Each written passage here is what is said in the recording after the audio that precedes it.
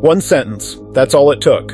A 72-year-old retired engineer in Florida answered one question at a backyard barbecue. So, what's your pension looking like? And within 6 months, 3 friendships he'd had for 30 years were gone. No fight, no falling out. They just stopped calling. He said later, "I didn't lose them because I was rich. I lost them because I removed the mystery." After 60, the most dangerous things you can do don't happen at a hospital or on a highway. They happen at a dinner table, with your mouth open. Robert Greene wrote in The 48 Laws of Power, "Always say less than necessary. The more you say, the more common you appear, and the less in control." Today, 5 questions you should never answer after 60. 2 bonus habits that silently destroy relationships, and a principle underneath all of it that might be the most important thing you hear this year. Epictetus, the Stoic philosopher who was born a slave and died one of the most quoted minds in history, said it in 6 words: "Speak only when you must, briefly." Let's begin. Question number 1. Never answer questions about your money. Your pension, your savings, your inheritance, the value of your home, none of it. Here's why this matters more than you think. Researchers at Carnegie Mellon University, Carbone and Lowenstein, published a study showing that self-disclosure operates like a biological drive. The same way hunger pushes you to eat, emotional arousal pushes you to talk. The more excited or anxious you feel in a conversation, the more your filters drop. And the information that slips out, you can never pull it back in. Now think about what happens when you give someone your number. Psychologists call it the horn effect, a cognitive bias where one surprising piece of information rewrites how people see everything else about you. If your pension is higher than theirs, you become the rich one. If it's lower, you become the one who didn't plan well. Either way, a single number just replaced your entire identity in their mind. You didn't change. Their perception of you did. And there's a word for what follows: schadenfreude. It's the quiet pleasure people feel when someone they envy stumbles. A Princeton University study using fMRI brain scans found that when participants heard about misfortune happening to a higher status person, the brain's reward centers actually lit up. Pleasure from someone else's pain. This isn't cruelty. It's human wiring. And the moment you reveal your financial comfort, you become a target for it, whether anyone means to or not. Let me tell you about a woman named Dorothy. She lived in a quiet suburb outside Chicago. After her husband passed, she found he'd left a larger life insurance policy than she expected. She mentioned it once, just once, at her book club. Within weeks, 2 of the women started with the comments, "Must be nice. Some of us actually have to worry about these things." Dorothy wasn't bragging. She was processing grief out loud. But the number stuck, and the warmth left the room. She told a friend of mine, "I traded a secret for loneliness, and I didn't even know I was making the deal." So what do you say when someone asks? You smile, and you give them this: "I'm comfortable, nothing fancy, but I sleep well at night." That's it. No numbers, no details, no comparisons. Marcus Aurelius wrote in his Meditations, "Most of what we say and do is not essential. If you can eliminate it, you'll have more time and more tranquility." Tranquility. That's the reward for keeping your mouth closed. Your wealth is your business. Your peace is your priority. And the smartest financial move you can make after 60 isn't about where you invest. It's about what you don't say. Question number 2. Stop answering questions about your children, especially the good parts. This one is counterintuitive. We spend our whole lives raising them, and when they succeed, it feels natural to share that pride. Your son made partner at his firm. Your daughter bought her first home. Your grandchild got a full-ride scholarship. These moments are real and they matter deeply. But here is the truth nobody tells you. Your joy, spoken out loud, can quietly become someone else's wound. There was a retired teacher in Ohio who loved talking about her grandson. Brilliant kid, full scholarship, the whole story. She mentioned it at a neighborhood lunch. Across the table sat a woman whose own grandson had just dropped out of college. She didn't say a word, but she never came back to that lunch again. The teacher found out months later, through someone else, what had happened, and she said something that stopped me cold. I thought I was sharing love.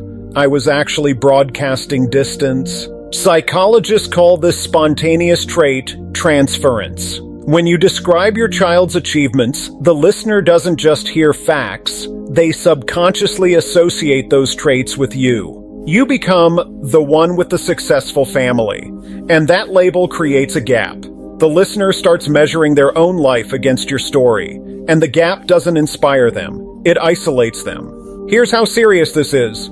AARP published a study showing that 40% of Americans aged 45 and older now report feeling lonely, up from 35% just a few years earlier.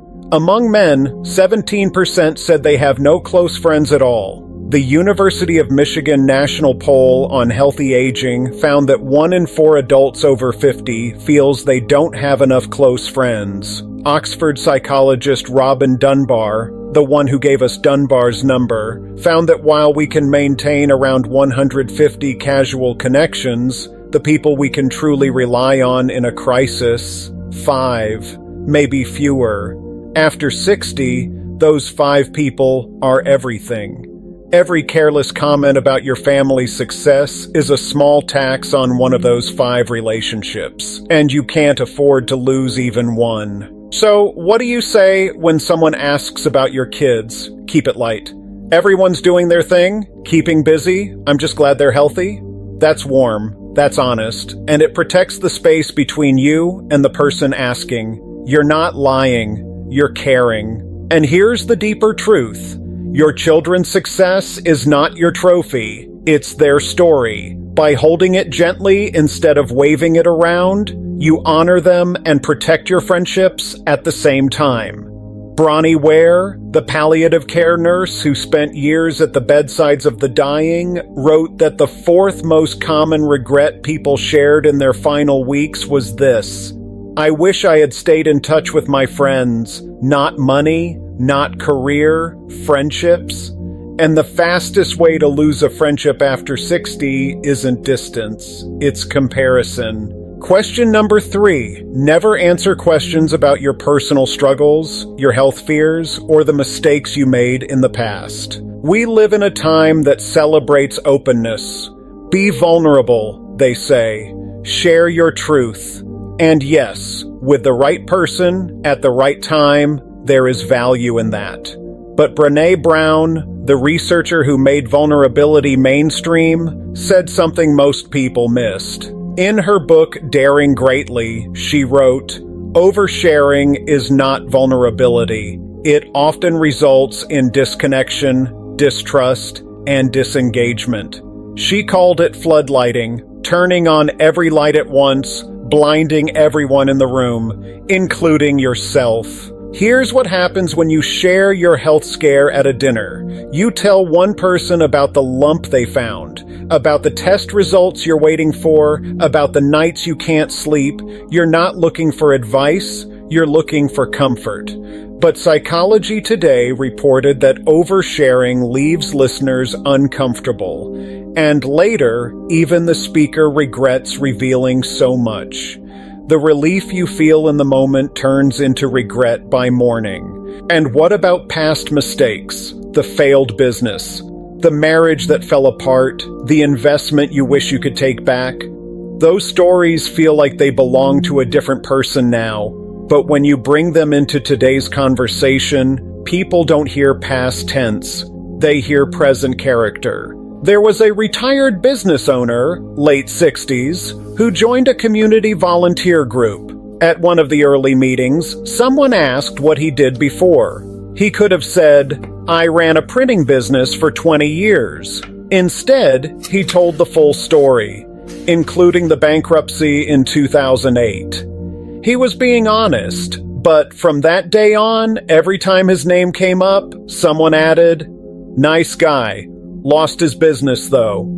He told me later, I gave them a label, and they never looked past it. So what do you say when someone presses about your past or your struggles? You redirect. I've had my share of ups and downs, but I'm focused on what's ahead. Or even simpler, I'm doing better than I deserve. That one usually gets a laugh, and it closes the door without slamming it. Epictetus taught that there are things within our control and things outside it. Your past is outside. What people think of it is outside. But what you choose to say about it right now, that is entirely yours. Protect it the way you'd protect your home. Not every visitor deserves a tour of every room. Now, those were the 3 questions on the thumbnail, but I told you to stay, and here's why. There are 2 more questions that almost nobody talks about, but they're just as dangerous. Maybe more, because they don't sound like threats. They sound like normal conversation. Question number 4. Stop answering questions about your health, the complaints, the procedures, the daily aches. This is different from question 3. Question 3 was about deep vulnerability, the cancer scare, the depression, the things that terrify you. This one is about the everyday, the knee that won't bend right, the doctor you saw last Tuesday, the medication they switched you to. After retirement, something happens to conversation. The Quora forums and aging care communities are full of the same observation. Once you leave work, the biggest thing that happens to you each week is a medical appointment. And slowly, without realizing it, your health becomes your only topic. There was a man in Arizona, 74, who had prostate surgery. The recovery was difficult. He was scared. And every time he met his golf buddies for breakfast, he gave them the full update. The procedure, the side effects, the follow-up appointments. He wasn't complaining. He was processing fear the only way he knew how. But after about 3 months, one of the guys quietly told him, "Frank, we love you, but every breakfast feels like a hospital visit now." Frank was devastated, not because it was cruel, but because it was true. He'd turned his pain into everyone else's burden without meaning to. Seneca, the Stoic philosopher, wrote, "We suffer more often in imagination than in reality." But here's what he didn't say, and what I'll add. When you speak your suffering out loud at every table, you force other people to suffer in their imagination too, and eventually they stop sitting down. What do you say instead? "I'm hanging in there, the doctors are on it, that's enough," and then pivot. But tell me about you. What have you been up to? The fastest way to keep a friend after 60 is to make them feel like the most interesting person at the table, not to make them your audience.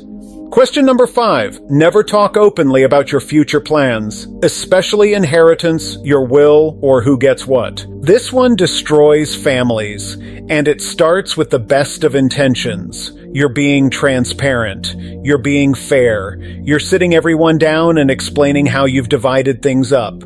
But the moment you say, "The house goes to your brother," something shifts in the room that can never shift back. A retired couple in Jacksonville learned this the hard way. The father casually mentioned at Thanksgiving that he planned to leave the lake house to his older son because the older son had helped maintain it for years.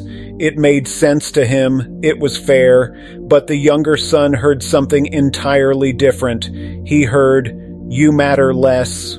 They didn't speak for 14 months. The father told a neighbor, "I was trying to prevent a fight after I'm gone. Instead, I started one while I'm still here." There's a psychological principle at work here. When you announce a plan, any plan, it creates expectation. And expectation, once planted in someone else's mind, becomes an entitlement.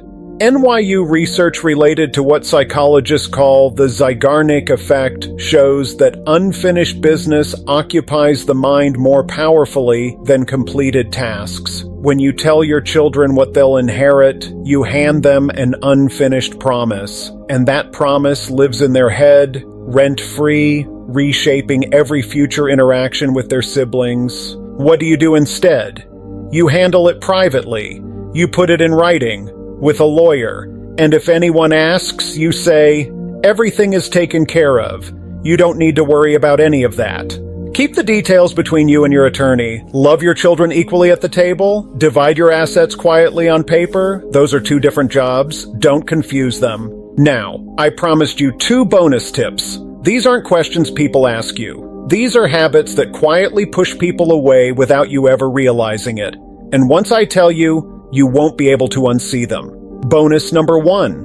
Stop giving advice nobody asked for. After 60, you have experience, wisdom, perspective. You've seen things go wrong 100 times, and you know exactly how to prevent it. So when your friend tells you about her daughter's divorce, or your neighbor mentions his new investment, or your son describes how he's raising your grandchild, every cell in your body wants to say, "Well, here's what you should do." Don't. Psychology. Today, published research showing that unsolicited advice is rarely experienced as caring. It's experienced as invasive. It says, "I know better than you." And even if you do, especially if you do, saying it uninvited creates distance, not closeness. Eleanor Roosevelt once said, "Great minds discuss ideas. Average minds discuss events. Small minds discuss people." Here's what I'd add. The smallest minds of all discuss other people's decisions. When someone shares a problem with you after 60, the most powerful thing you can say is not advice. It's this: "That sounds hard. I'm here if you need me." 9 words, and they do more than any lecture ever could. You keep your wisdom, and you keep your friend. Bonus number 2. Never repeat what someone told you in confidence. This is the fastest way to lose trust after 60, and it's the most common. Someone tells you something personal over coffee. Their marriage is struggling. Their child is in trouble. Their health is worse than they let on. And then, a week later, at a different table, with different people, it slips out. "Well, she told me that." The moment you become someone who carries other people's stories to other people's ears, you become someone no one trusts with anything real, and the worst part, both sides find out. The person you told finds out you can't keep a secret, and the person you told it to, they now know you'll do the same with theirs. Robert Greene's law for, again, always say less than necessary. This applies to your own stories, and even more to the stories that were never yours to tell. So let's bring it all together. 5 questions. 2 bonus habits. 1 principle underneath them all. What you don't say after 60 protects everything you've spent a lifetime building. Your friendships, your family, your dignity, your peace. This isn't about becoming cold. This isn't about closing off. It's about choosing, deliberately, carefully, what deserves your words and what deserves your silence. There was a philosophy professor, 91 years old, who was asked by a student after his last lecture, "Professor, what's the one thing you wish you'd learned earlier?" He was quiet for a long time, and then he said, "That the things I didn't say protected me far more than the things I did." Bronnie Ware spent years at the bedsides of dying patients. The number 1 regret she heard, more than any other, was this: "I wish I'd had the courage to live a life true to myself, not the life others expected of me." Think about that. The deepest regret of the dying wasn't about doing more, it was about performing less, explaining less, proving less. It was about choosing finally to live quietly and honestly, on your own terms. You don't owe anyone your numbers. You don't owe anyone your children's report card. You don't owe anyone the chapters you've already closed. You don't owe anyone a medical update. And you don't owe anyone a preview of your will. What you owe yourself, the only debt that truly matters now, is peace. And peace, as Marcus Aurelius wrote nearly 2,000 years ago, comes from eliminating what isn't essential. If this video reached you today, I want to ask you one thing. Share it with someone over 50 who might need to hear it. Not everyone will click on this, but